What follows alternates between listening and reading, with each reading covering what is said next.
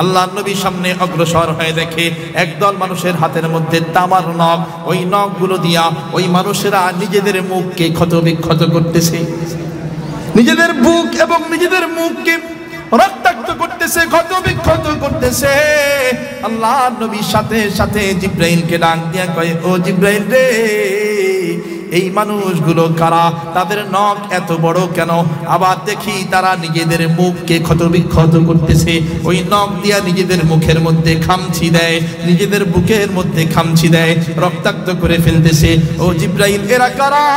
আল্লাহর নবী মুহাম্মদুর রাসূলুল্লাহ সাল্লাল্লাহু আলাইহি ওয়াসাল্লাম মিরাজে রওনা হওয়ার পর প্রথম যেই বৃদ্ধকে দেখলেন ওই বৃদ্ধ হলো দুনিয়া। এইবার আল্লাহর পয়গম্বর মুহাম্মদুর রাসূলুল্লাহ সাল্লাল্লাহু আলাইহি ওয়াসাল্লাম জিজ্ঞাসা করলেন, ওগো জিবরাইল, আরো একজন বৃদ্ধ আমাকে ডাক দিয়েছিল, প্রথমটা তো বুঝলাম দুনিয়া, দ্বিতীয়তে যেই বৃদ্ধ আমাকে ডাক দিয়েছে সে কি, তার পরিচয় কি? জিবরাইল আমিন সাথে সাথে জানায় দেন, ওগো নবীজি, সেই বৃদ্ধ আর কেউ নয়, সে হলো অভিশপ্ত শয়তান। সেটাও বৃদ্ধ হয়ে গেছে, বুড়া হয়ে গেছে, কিন্তু তার শক্তি কমে যায় নাই। শক্তি কি কমছে নি? শয়তানের শক্তি কমছে? হ্যাঁ, পৃথিবীর শুরু লগ্ন থেকে এখন পর্যন্ত আছে, শক্তি কমে যায় নাই। ধোঁকা দেওয়ার সিস্টেম পদ্ধতি আরো বাড়ে। নামাজের মধ্যে পর্যন্ত ধোঁকা। আপনি দাঁড়াইছেন নামাজের মধ্যে, দেখবেন দুনিয়ার সব চিন্তা চেতনা যা আছে সবাই নামাজের মধ্যে এসে হাজির হয়। শয়তান সবগুলো নিয়ে আসে, কিরে অমুক কাজটা করিস নাই, অমুকটা করেছিস, অমুকটা করা দরকার, সব মনে পড়ে নামাজের মধ্যে। কেননা আল্লাহ পাক রব্বুল আলামিন শয়তানকে পাওয়ার দিয়েছেন, আল্লাহ পাক রব্বুল আলামিন শয়তানকে সেই ক্ষমতাটাও দিয়ে দিয়েছেন। কোরআনের মধ্যে আয়াত এসেছে, আল আরাফ সূরা আল আরাফের আয়াতের মধ্যে এসেছে, ক্বালা ফাবিমা আগওয়াইতানি লাআকউদান্না লাহুম সিরাতাকাল মুস্তাকিম। শয়তান আল্লাহকে ডাক দিয়া বলে, ও রব, ও মালিক, যেহেতু তুমি আমাকে পথভ্রষ্ট করেছো, যেহেতু তুমি আমাকে জান্নাত থেকে বের করে দিয়েছো, যেহেতু তুমি আমাকে অভিশপ্ত শয়তান বানিয়েছো, ও আল্লাহ, আমি শপথ করলাম তোমার যারা বান্দা আছে ওই দুনিয়ার জমিনে তুমি যেই বান্দাগুলোকে সৃষ্টি করেছ, ওই আদম সন্তান যারা আছে, ওই আদম সন্তান যেই পথে চলবে, ওই তোমার যেই পথ আছে সরল পথ, আমি শয়তান ওই আদম সন্তানদের সরল পথে যাইয়া বইসা থাকবো। দেখি কেমনে তারা জান্নাতের পথে যায়, সেখানে ওত পেতে আমি বসে থাকি। কেন বসবো? ধোঁকা দেওয়ার জন্য বসবো। পরের আয়াতে বলতেছেন, 17 নম্বর আয়াত সূরা আরাফ, ثم لآتينهم من بين أيديهم ومن خلفهم وعن أيمانهم وعن شمائلهم। শয়তান আল্লাহকে ডাক দিয়া বলে, আল্লাহ, ওই যে সরল পথে আমি বইসা থাকবো, শুধু এতটুকুই নয়, বরঞ্চ আমি চতুর্দিক থেকে তোমার বান্দাদেরকে আক্রমণ করা শুরু করব। চারদিক থেকে আমি আক্রমণ করব, হামলা করব। তাদের সামনের দিক থেকেও হামলা করব, তাদের পেছন দিক থেকেও হামলা করব, ডান থেকেও হামলা করব, বাম থেকেও হামলা করব, তার মানে চতুর্দিক থেকে হামলা করব। এখন এই ধরনের হামলা আমাদের উপরে হয় কি হয় না? শয়তান হামলা করে কি করে না? সামনে যাবেন সেখানেও শয়তান, পেছনে যাবেন সেখানেও শয়তান, রাস্তায় হাঁটবেন সেখানেও ধোঁকা দিবে। রাস্তার মধ্যে চলতেছেন, নারী একজন রাস্তার মধ্যে হেঁটে যায়, শয়তান ধোঁকা দিয়ে কয়, একবার তাকাইলে অসুবিধা নেই। বলে না? একবার দেখলে অসুবিধা নাই। মোবাইল চালাইতেছেন, ইউটিউব চালাইতেছেন, ফেসবুক চালাইতেছেন, সামনে অশ্লীল দৃশ্য চলে আসছে, শয়তান কয়, একবার দেখ, অসুবিধা নাই। ওই যে আল্লাহকে তো বলেই দিয়েছে, আল্লাহ, তোমার বান্দাগুলোরে আমি ডান থেকেও আক্রমণ করব, বাম থেকেও আক্রমণ করব, পেছন থেকেও আক্রমণ করব, সামনের দিক থেকেও আক্রমণ করব। সুম্মা লাআতিয়ান্নাহুম মিন বাইনি আইদিহিম ওয়া মিন খালফিহিম ওয়া আন আইমানিহিম ওয়া আন শামাইলিহিম। চতুর্মুখী আক্রমণ তাদের উপরে করব। আল্লাহ, তুমি দেখো তোমার অধিকাংশ বান্দাকে তুমি তোমার পথে পাইবা না, তোমার শুকরগুজার বান্দা হিসাবে পাবা না। আমি এমন আক্রমণ করব, অধিকাংশ বান্দারে তুমি কৃতজ্ঞ বান্দা হিসাবে পাইবা না। বানাইছো তুমি, খাওয়াইতেছো তুমি, রিজিক দাও তুমি, চলার তৌফিক দিয়েছো তুমি, দেখার তৌফিক দাও তুমি, শোনার তৌফিক দাও তুমি, সবই তুমি করবা, কিন্তু দেখবা তারা অনুসরণ করে আমার। এখন হয় না? আমাদের রিজিক দিয়েছেন কে? এই যে চলতেছি আমরা, চলার তৌফিক দিয়েছেন কে? যেই চোখ দিয়ে দেখতেছি, দেখার তৌফিক দিয়েছেন কে? দেখার শক্তি দিয়েছেন কে? যেই কান দিয়ে আমরা শুনতেছি, শোনার শক্তি দিয়েছেন কে? হ্যাঁ, কিন্তু এই চোখ দিয়ে আমরা আল্লাহর ভালো কাজ দেখি না, এই কান দিয়ে আমরা আল্লাহর কথা শুনি না, বরঞ্চ কান দিয়ে শয়তানের কথা শুনি। শয়তানের কথা মানে ওই যে বাদ্যযন্ত্র দিয়ে যে গানগুলো হয়, খারাপ যে কথাগুলো হয়, সেই কথাগুলো শুনতে বড় আমরা ভালোবাসি। আল্লাহ রাব্বুল আলামিন পরের আয়াতে বলতেছেন, যাও এখান থেকে বের হয়ে যাও, শয়তান তুমি শোনো, এখান থেকে তুমি বের হয়ে যাও। আল্লাহ পাক রব্বুল আলামিন বলেন, ও শয়তান তুই বের হয়ে যা, বের হয়ে যা। তোর পেছনে যারা থাকবে আমি আল্লাহ জানাই দিলাম, শোনো, তোর পেছনে যারা থাকবে, তোর কাছে যারা যাবে, তোর তাবেদারি যারা করবে, তোর গোলামি যারা করবে, তার মানে এক কথায় শয়তানের গোলামি যারা করবে, আল্লাহ পাক রব্বুল আলামিন বলেন তোরে সহ তোর গোলাম যারা আছে সবাইয়ের দিয়া আমি জাহান্নামকে পরিপূর্ণ করব। যাবা শয়তানের পিছনে যাও, আল্লাহ কয় সবগুলোর দিয়া আমি জাহান্নামকে পরিপূর্ণ করব। টেনশন হলেও না, তুমি ভাবতেছো সবগুলোরে তুমি করবা, পথভ্রষ্ট করবা, সরল পথ থেকে আল্লাহর পথ থেকে সবগুলোকে পথভ্রষ্ট কইরা জাহান্নামের পথে উঠায় দিবা, অসুবিধা নাই। তোমার তাবেদারি যারা করবে, তোমার গোলামি যারা করবে, তোমার অনুগত যারা হবে, সবগুলোরে দিয়ে আমি আল্লাহ জাহান্নামকে পরিপূর্ণ করে দেব।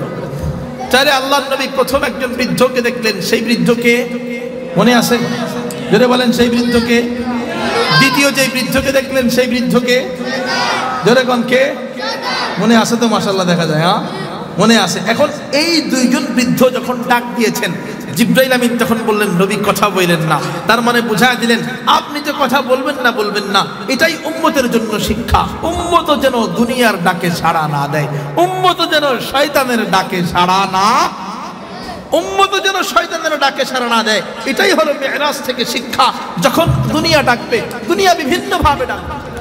আল্লাহর পয়গম্বর যারা ছিলেন, যখনই কালিমার দাওয়াত দিতে শুরু করেছেন, বিভিন্ন ভাবে পয়গম্বরকে লোভ দেখানো হয়েছে।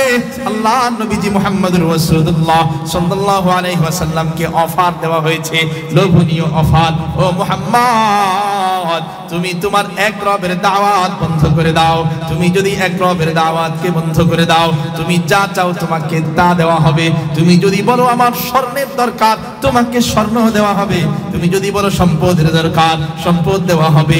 তোমাকে এই গোটা এলাকার রাজা বানায় দেওয়া হবে, বাদশা বানায় দেওয়া হবে। ও মুহাম্মদ, বিনিময়ে তুমি তোমার কালিমার দাওয়াতকে বন্ধ করে দাও। আল্লাহর নবী কয়, না না, তুমি আমাকে যত সম্পদের লোভ দেখাও, তোমরা যদি বলো আমাকে চাঁদ আইনা দিবা, সূর্য আইনা দিবা, তারপরেও আমি কালিমার দাওয়াত বন্ধ করব না। এটাই হবে মুমিনদের পরিচয়, এটাই হবে মুমিন বান্দাদের সিস্টেম। একদিকে দুনিয়া আইসা স্বাগতম জানাবে, একদিকে দুনিয়া আইসা স্বাগতম জানাবে, একদিকে দুনিয়া অফার করবে, আসো আসো এইদিকে আসলে দুনিয়া পাইবা, আসো আসো ঘুষ খাইলে দুনিয়া পাইবা, আসো আসো সুদ খাইলে দুনিয়া পাইবা, টাকা হবে, অমুকের উপরে জুলুম করলে দুনিয়া পাইবা, অমুককে ঠকাইলে তোমার সম্পদ বেশি হয়ে যাবে। একদিকে দুনিয়া আইসা ডাক দিবি, আর একদিকে আল্লাহ পাক রব্বুল আলামিন ডাক দিবি। মসজিদ থেকে ডাক দেওয়া হবে, আল্লাহু আকবার, নারে বান্দা না, দুনিয়া ছেড়ে দে, নারে বান্দা না, ওই যে শয়তানের পথকে ছেড়ে দে, আল্লাহর পথে আয়। যারা মুমিন বান্দা তারা তখন শয়তানের পথকে বাদ দিয়া, শয়তানের পথকে ত্যাগ কইরা আল্লাহর পথে যাইয়া হাজির হয়ে যাবে। এই জন্য শিক্ষা দিয়ে দিলেন না, শয়তানের পথ অবলম্বন করা যাবে না। নবীদেরকে বারবার দেখিয়েছেন, দুনিয়া দেখিয়েছেন, বিভিন্ন পথ দেখিয়েছেন। মানুষ আইসা হাজির হয়ে গেছে, সম্পদ নিয়ে হাজির হয়ে গেছে, নাও সম্পদ নাও, কালিমার দাওয়াত বন্ধ করো। সব নবীগণের একই কথা ছিল, না না, কালিমার দাওয়াত বন্ধ করা যাবে না, দেশ ত্যাগ করতে হবে, অসুবিধা নাই, তারপরেও কালিমার দাওয়াতকে বন্ধ করবো না। নবীগণ জন্মভূমি ত্যাগ করে করে চলে গেছেন, তারপরেও কালিমার দাওয়াত বন্ধ করছেন। এইবার শুনেন, আল্লাহ নবী যখন ওই যে তিনজন ব্যক্তি আল্লাহ নবীকে সালাম দিলেন, আল্লাহ নবী মুহাম্মদুর রাসূলুল্লাহ সাল্লাল্লাহু আলাইহি ওয়াসাল্লাম এইবার জিবরাইল আমিনকে ডাক দিয়া বলে, ও গো জিবরাইল, দুইজনের পরিচয় তো পেয়ে গেলাম, কিন্তু শেষ পর্যন্ত যে তিনজন ব্যক্তি আমারে সালাম দিয়েছিল, যাদের সালামের জবাব দেওয়ার জন্য তুমি আমাকে বললা, ও জিবরাইল, তারা কারা? তখন জিবরাইল আমিন তাদের পরিচয় জানায় দেয়। জিবরাইল আমিন বলেন, এই তিনজনের একজন হলো হযরতে ইব্রাহিম আলাইহিস সালাম, একজন হলো নবী ইব্রাহিম আলাইহিস সালাম, আরেকজন হলো হযরতে মূসা আলাইহিস সালাম, আরেকজন হলো হযরতে ঈসা আলাইহিস সালাম। এই তিনজন আপনার এই সফরের প্রথমে আয়েশা আপনাকে স্বাগত জানাইলো, আপনাকে সালাম জানাইলো। এই জন্য আমি সাথে সাথে আপনাকে বললাম, ও গো নবী, আপনি এই তিনজনের সালামের জবাব দিয়ে দেন। আল্লাহর নবী এই তিনজনের সালামের জবাব দিয়ে দেন। এখানে একটা জিনিস লক্ষ্য করার বিষয়, জিবরাইল আমিন যা বলতেছিলেন রাসূল তাই করতেছিলেন। এখান থেকে একটা শিক্ষা, উলামায়ে কেরামগণ বলেন এখান থেকে একটা শিক্ষা পাওয়া যায়। যারা উম্মতের রাহবার, যারা উম্মতের ইমাম, এখন তো ইমামদেরকে কোনো পাত্তাই দেওয়া হয় না, দামই দেওয়া হয় না। ইমাম পদ দেখায়, ইমাম কয় নামাজের নিয়ত এইভাবে বাঁধো, এইভাবে বাঁধো। আপনি কন না না, আমি ইউটিউবে দেখেছি আর এক রকম, হ্যাঁ আমি ইউটিউবে দেখছি আর এক রকম, আমি কিতাবের মধ্যে পড়ছি আর এক রকম। কিন্তু রাহবার কয় না না, আমি যেইভাবে বলেছি এইভাবে করেন। কয় না না হুজুর, আপনার চাকরি শেষ, আমরাই বেশি বুঝি, আপনার কোনো দাম নাই, আপনার কোনো মূল্যায়ন নাই। সমাজের মধ্যে এখন ইমামদেরকে কেউ রাহবারই মানে না, কথাই শোনে না। ইমাম যদি একটা কয়, কয় না না আপনি ছোট বড় ইমাম, এই এলাকার ইমাম, আপনার কথা আমি কি শুনবো? আমার কাছে বহুত বড় ইউটিউব ইমাম আছে। কি ইমাম? ইমামের নাম কি? ইউটিউব, গুগল, ফেসবুক সার্চ দিয়ে বের করে, মাসালা বের করে। অথচ রাহবার বৈশা আছে, রাহবারের কথা শুনতে কেউ নাই। কিন্তু দেখেন আল্লাহর নবীজি জিবরাইল কোনদিন আল্লাহর নবীর মতো জ্ঞানী হতে পারবে না। আল্লাহর নবীর শিক্ষক হওয়ার যোগ্য জিবরাইল, বলেন আল্লাহর নবীর মতো জ্ঞানী জিবরাইল হতে পারবে? বলেন না। সেই যোগ্যতা আল্লাহ দিয়েছেন, তারপরেও নবীজি জিবরাইলের কথা শুনতেছেন, জিবরাইল যেটা বলে সেটা করতেছেন। কেন? এখান থেকে শিক্ষা দিয়ে বুঝাইতে চাইলেন, হ্যাঁ যখন রাহবার বানিয়ে দেওয়া হবে, রাহবারের অনুসরণ করো, রাহবারকে মানো, রাহবারকে মাইনা চলো। জিবরাইল যা বলে নবী তাই শুনে। নবীজির জ্ঞান কিন্তু জিবরাইলের থেকে কম না, বরঞ্চ নবীজির যেই জ্ঞান আছে, যেই ইলম আছে, জিবরাইলের সেই ইলম নাই, জিবরাইলকে সেই জ্ঞান দেওয়া হয় নাই।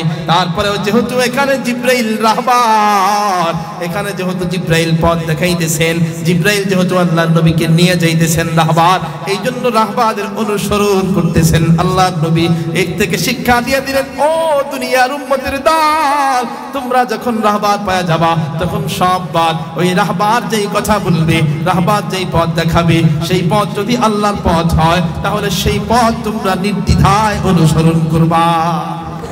এরপরে আল্লাহর নবী মুহাম্মদুর রাসূলুল্লাহ সাল্লাল্লাহু আলাইহি ওয়াসাল্লাম সামনের দিকে আগায় গেলেন। আল্লাহর নবী সামনের দিকে আগানোর পর দেখে একদল লোক, একদল মানুষ, হাতের মধ্যে নখগুলো বড় বড় বড় বিশাল বিশাল তামার নখ। কিসের নখ জোরে বলেন না? নখগুলো সাধারণ নখ না, নখগুলো হলো লোহার নখ, তামার নখ। আবু দাউদ শরীফের 4887 নম্বর হাদিস। এই হাদিসের মধ্যে বলা হয়েছে, আল্লাহর নবী সামনে অগ্রসর হয়ে দেখে একদল মানুষের হাতের মধ্যে তামার নখ, ওই নখগুলো দিয়া ওই মানুষেরা নিজেদের মুখকে ক্ষতবিক্ষত করতেছে, নিজেদের বুক এবং নিজেদের মুখকে রক্তাক্ত করতেছে, ক্ষতবিক্ষত করতেছে। আল্লাহর নবীর সাথে সাথে জিবরাইলকে ডাক দিয়া কয়, ও জিবরাইল রে, এই মানুষগুলো কারা? তাদের নখ এত বড় কেন? আবার দেখি তারা নিজেদের মুখকে ক্ষতবিক্ষত করতেছে, ওই নখ দিয়া নিজেদের মুখের মধ্যে খামচি দেয়, নিজেদের বুকের মধ্যে খামচি দেয়, রক্তাক্ত করে ফেলতেছে। ও জিবরাইল, এরা কারা? জিবরাইল আমিন সাথে সাথে আল্লাহর নবীকে ডাক দিয়া বলে, ও গো নবীজি, এরা হলো দুনিয়ার ওই সমস্ত ব্যক্তি যারা দুনিয়ার জমিনে মানুষের গোশত খাইতো। খাইছেন নি মানুষের গোশত?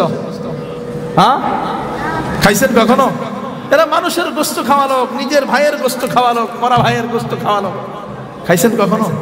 তাহলে এই কথা কেন বললেন? কোনো মানুষ তো মানুষের গোশত খায়, সাধারণত মানুষের গোশত খায়। হ্যাঁ, এই যে মানুষের গোশতের কথা বললেন, এই মানুষের গোশত খাওয়া মানে গীবত করা। কি করা জোরে বলেন? গীবত করাকে আল্লাহ পাক রব্বুল আলামিন কোরআনুল কারীমের মধ্যে ভাইয়ের গোশত, মরা ভাইয়ের গোশত খাওয়ার সাথে গোশত খাওয়ার মতো তুলনা করেছেন। মরা ভাইয়ের গোশত খাওয়াও যেই রকম অপরাধ, গীবত করাও সেই রকম অপরাধ। আল্লাহ পাক রব্বুল আলামিন বলেন, ইয়া আইয়ুহাল্লাযীনা আমানু ইজতানিবু কাসীরাম মিনায-যন্ন, ও বান্দারে মানুষের প্রতি কুধারণা করা থেকে, মানুষের প্রতি অনুমান করা থেকে। অনুমান করা মানে অমুকে মনে হয় গুনাহগার, অমুকে মনে হয় এই কাজটা করে, অমুকে মনে হয় চুরি করেছে, অমুকে মনে হয় ডাকাতি করেছে। আপনি দেখেন নাই, কিন্তু মানুষের সম্বন্ধে আপনি কুধারণা করতেছেন, অনুমান করতেছেন। আল্লাহ পাক রব্বুল আলামিন আয়াতের মধ্যে বলেন, হে ঈমানদার বান্দা, তোমরা এইভাবে আন্দাজে অনুমান করা থেকে বিরত থাকবা। কার অর্ডার? জোরে বলেন না, কার অর্ডার? আবার বলেন, কার অর্ডার? ইন্না বা'দাল যান্নি ইসমুন। আল্লাহ পাক রব্বুল আলামিন বলেন, কেননা তোমরা যখন অনুমান করবা, এইভাবে কুধারণা করবা, কোন অনুমান ভুল হয়ে যাবে, কোন অনুসন্ধান অনুমান গুনাহের কারণ হয়ে যাবে। কারণ দেখা যাবে একজন মানুষ চুরি করে নাই, তুমি অনুমান করতেছো সে চুরি করছে। এখন যদি সে চুরি আসলেই না করে, তাহলে এই অনুমান করার দ্বারায় তোমরা গুনাহগার হয়ে যাবা। অনুমান করতে নিষেধ করছেন। এক নম্বর অর্ডার আল্লাহ। কার অর্ডার? জোরে বলেন, আবার বলেন, কার অর্ডার? ইয়া আইয়ুহাল্লাযীনা আমানু ইজতানিবু কাসীরাম মিনাল যান্নি ইন্না বা'দাল যান্নি ইসমুন ওয়া লা তাজাসসু। আল্লাহ পাক রব্বুল আলামিন দুই নম্বরের অর্ডার দেন, তোমরা কারো গোপন ত্রুটির অনুসন্ধানে যাবা না। একজন দোষ করেছে, এইবার খুঁজা বের করাই লাগবে। একজন দোষ করেছে, এইবার খুঁজা বের করতেই হবে। এইভাবে আমরা অনুসন্ধান করি, অথচ খুঁজা বের করার পর তারে যে সংশোধন করে দিব এই জন্য না, তার বদনাম করার জন্য এইভাবে আমরা গোপন দোষের পিছনে পড়ে যাই। ওই মানুষটা কি করে খুঁজা বের করতে হবে, সে কি অপরাধ করে খুঁজা বের করতে হবে। এই অপরাধ আরেকজনের অপরাধ খোঁজার আগে নিজের অপরাধের দিকে যদি তাকান, তাহলে দেখবেন অপরাধের কোনো শেষ নাই। এরপরে আল্লাহ পাক রব্বুল আলামিন বলেন, ওয়ালা ইয়াগতাব বা'দুকুম বা'দা। আল্লাহ পাক রব্বুল আলামিন বলেন, তিন নম্বরে হলো তোমরা একে অপরের গীবত করবা না। তিন নম্বরে আল্লাহ পাক বললেন, তোমরা কেউ কারো গীবত করবা না। আমি আল্লাহ তোমাদেরকে এই গীবত করার অনুমতি দেই নাই। গীবত করবা না, এই তিনটা মানতে পারলেই সমাজ পরিবর্তন হয়ে যাবে, সমাজ সুন্দর হয়ে যাবে। আল্লাহ পাক রব্বুল আলামিন প্রথম বলতেছেন, ও বান্দা, প্রথমত তোমরা কাউকে কারো প্রতি কুধারণা রাখবা না, কুধারণা করবা না যে অমুকে মনে হয় এইটা করতে পারে। এই যে অনুমান করতেছেন, খারাপ অনুমান করতেছেন, না না, এই অনুমান করতে আল্লাহ পাক নিষেধ করেছেন। দুই নম্বর, একজনে গোপনে একটা দোষ করছে, আপনি তার পিছনে পড়ে গেছেন তার বদনাম করার জন্য, ওই দোষ খুঁজে বেরই করবেন আপনি। হ্যাঁ, যদি এইরকম হয় যে দোষটা খুঁজে বের করে তারে আপনি সংশোধন করে দিবেন, অথবা রাষ্ট্রীয় কোনো বিষয় আছে, একজনকে খুন করছে, এখন রাষ্ট্রের পক্ষ থেকে অনুসন্ধানের জন্য গোয়েন্দা পাঠানো হয়েছে, সেটা ভিন্ন। কিন্তু আপনি কিছু করতে পারবেন না, এমনি আপনি খোঁজ করতেছেন কেমনে ওরে নিচে নামানো যায়, কেমনে নামানো যায়, না না, এটা চলবে না। আল্লাহ কয়, গোপনে দোষ করছে, তুমি তার পিছনে খুঁজতে যাইও না, অনুসন্ধান করার অনুমতি তোমাকে দেওয়া হয়নি। তাহলে এক নম্বর, অনুমান করবা না, খারাপ ধারণা করবা না। দুই নম্বর, কারো দোষ ত্রুটি তালাশ করতে যাবা না। তিন নম্বরে আল্লাহ পাক রব্বুল আলামিন অর্ডার করে জানাই দেন, ও বান্দারে, তোমরা কারো গীবত করবা না, একে অন্যের গীবত করবা না, কারো পরনিন্দা করবা না, কারো গীবত করবা না, আমি আল্লাহ অনুমতি দেইনি। আয়াতের পরবর্তী অংশে আল্লাহ পাক রব্বুল আলামিন বলেন, আইয়ুহিব্বু আহাদুকুম আইয়াকুলা লাহমা আখিহি মাইতান ফাকারিহতুমু। নিশ্চয়ই তোমরা কোন মৃত্যু ভাইয়ের গোশত খেতে তোমরা তো কেউ পছন্দ করো না। আল্লাহ পাক বুঝাইতে চান, এই যে তোমরা যারা দুনিয়ার জমিনের মানুষ আছো, কেউ কি মৃত্যু ভাইয়ের গোশত খাইতে পছন্দ করেনি? পছন্দ করে? যেই ভাই মারা গেছে, ভাইয়ের গোশত খাইতে কেউ পছন্দ করে? বলেন না, কেউ পছন্দ করে? আল্লাহ পাক প্রথম প্রশ্ন করেছেন, তোমরা কি মৃত্যু ভাইয়ের গোশত খাইতে পছন্দ করবা? না না। তাই এবারে আবার জবাব দিচ্ছেন, না না, এটা তো তোমরা ঘৃণা করো। তোমরা তো মৃত্যু ভাইয়ের গোশত খাওয়াকে ঘৃণা করো। মৃত্যু ভাইয়ের গোশত খাওয়াকে যদি তোমরা ঘৃণা করো, তাহলে শুনে নাও, এই যে এই গীবতটা আছে, এই গীবতটা মৃত্যু ভাইয়ের গোশত খাওয়া থেকেও নিকৃষ্ট কাজ। আল্লাহর নবী মিরাজের মধ্যে তো দেখলেনই গীবতকারীর পরিস্থিতি কেমন হয়, গীবতকারীর পরবর্তী সময়ে তার শাস্তি কেমন হয়। নিজের আঙুল দিয়া নিজে মুখ আঁচড়ে ফেলতেছে, নিজের বুক আঁচড়ে ফেলতেছে। আল্লাহর পয়গম্বর তো দেখলেন, আবার আল্লাহর সরাসরি অর্ডার কোরআনের মধ্যে আছে। আল্লাহ পাক রব্বুল আলামিন বলতেছেন, না না, গীবত করবো না, কারণ গীবত করাটা হলো মৃত্যু ভাইয়ের গোশত খাওয়ার চাইতেও নিকৃষ্ট কাজ।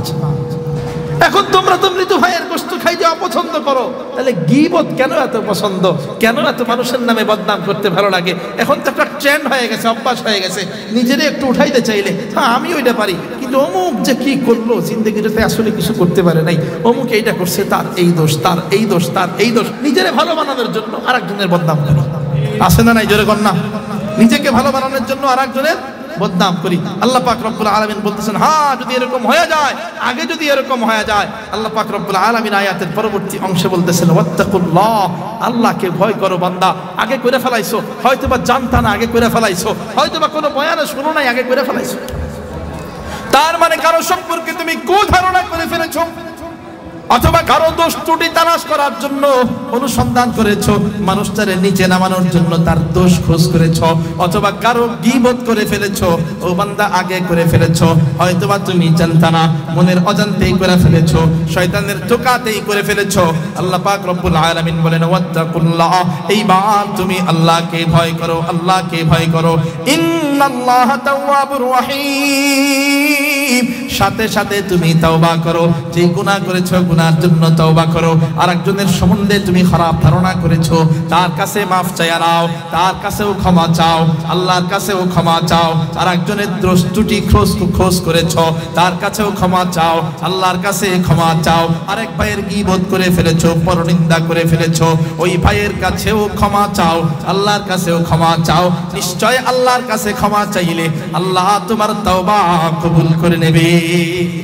এই যে সমাজ পরিবর্তনের জন্য সর্বোত্তম শিক্ষা হলো, 1 নম্বর, আমরা কারো প্রতি খারাপ ধারণা করব না। 2 নম্বর, কারো দোষ ত্রুটি ইচ্ছাকৃতভাবে তালাশ করব না, খোঁজ কইরা বদনাম করার জন্য কারো দোষ ত্রুটি আমরা খোঁজ করব না। 3 নম্বর, কারো গীবত করব না। কাজ কয়টা? জোরে বলেন, কাজ কয়টা? 1 নম্বর কাজ হলো কারো প্রতি খারাপ ধারণা করব না। সে যদি না হয়, হতে পারে ওই যে সেই কাজটা করে নাই, কিন্তু আপনি খারাপ ধারণা করছেন, আপনার গুনাহ হয়ে যাবে, গুনাহগার হবে। এই জন্য কারোর প্রতি কখনো খারাপ ধারণা করব না। 2 নম্বর, কারো কোনো গোপন দোষ ত্রুটির পিছনে পড়ে যাব না, অনুসন্ধান করতে যাব না। 3 নম্বর, কারো গীবত করব না। এই 3টা মনে থাকবে তো?